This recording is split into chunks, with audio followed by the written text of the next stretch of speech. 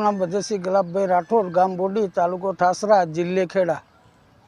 શું સમસ્યા છે આપની ગામમાં? આપના ગામની અંદર જે જગ્યાએ રોડ બનાવવાના હતા એ રોડ કંઈ બનતા નથી અને પ્રાઇવેટ રોડ પોતાના સ્વાર્થ માટે બનેલા છે। કોના દ્વારા બનાવવામાં આવ્યા છે અને કઈ જગ્યાએ આ રોડ બનાવવામાં આવ્યો? આ રોડ હતે પોતાના ખેતરે જવા માટે અને ઘરે જવા માટે નવા બનાવેલા છે। કેટલાના રોડ બનાવ્યા છે? ખેતરે જવા માટે 1,40,00,000 છે અને ઘરે જવા માટે 58 લાખનો રોડ બનાવેલ છે। કઈ જગ્યાએ બનાવવામાં આવ્યો છે આ રોડ?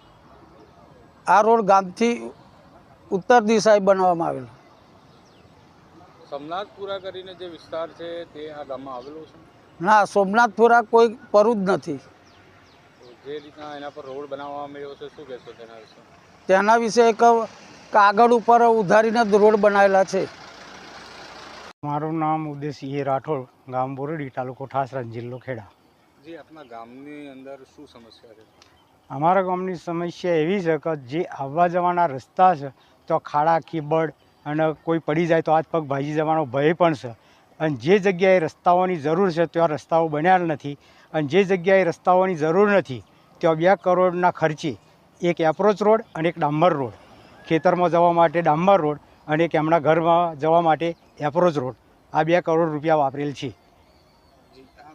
જે બંને રોડ બન્યા છે એ કોના માટે બનાવવામાં આવ્યા છે? એ પોતાના પરિવાર માટે જ બનાવવામાં આવેલા છે। જો ગામની અંદર 3,000 થી 4,000ની વસ્તી હોવા છતાં કોઈ ગામનો રસ્તો કે કોઈ ગલીનો રસ્તો પણ એકેય રસ્તો સારો નથી। આવવા જવામાં તકલીફ પડે અને કોઈ જો નાનું છોકરું કે કોઈ મોટું પડી જાય તો હાથ પગ ભાગવાને પણ ભય થઈ શકે। સોમનાથપુરા વિસ્તાર જે છે તેના ઉપર જે ડામર રોડ બનાવવામાં આવ્યો છે, ખરેખર સોમનાથપુરા ક્યાં આવેલું છે? અહીંયા કોઈ સોમનાથપુરા આવેલું જ નથી, તે ખાલી કાગળના એના પરથી એ સોમનાથ લખવામાં આવેલું। તો ત્યાં રોડ જે બનાવ્યો છે એ કોના માટે બનાવ્યો? એ પોતાના પરિવાર માટે જ બનાવેલો છે। જો ત્યાં 25 ઘરની વસ્તી હોત કે 5 ઘરની વસ્તી હોત તો સોમનાથપુરા હોત અને જો ડામર રોડ બનાવ્યો હોત તો વધો નહોતો, પણ ત્યાં કોઈ વસ્તી જ નથી। ભ્રષ્ટાચાર થયો હોય તેવું લાગે છે? તો આનાથી કેવો આ દેખાય એવો જ છે।